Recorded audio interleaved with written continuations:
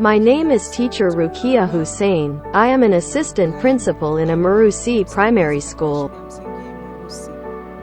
My name is Gladness Abel. I study primary school in Marusi, 7th grade. My name is Zyota Sabibi. I study in Marusi primary school.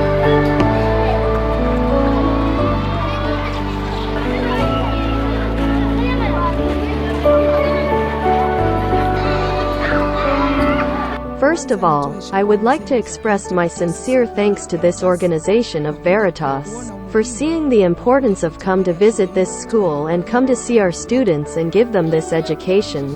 The education that came to be taught in our school is about his dog. I have learned the importance of dogs, dog conditions and harm.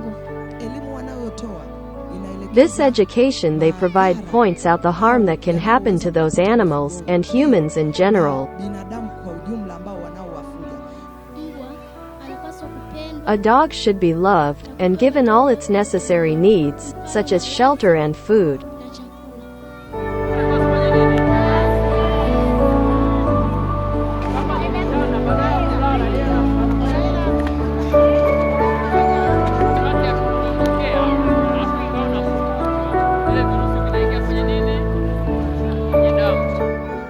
There is an organization that provides education for animals, such as dogs and cats. But if this knowledge will spread to students in all schools, and the entire society around us, this organization will have done better. When I leave here, I'm going to tell my parents, they can protect the dog and give him what I need. We have taught the rights of the dog, which is to live, a place to sleep and food.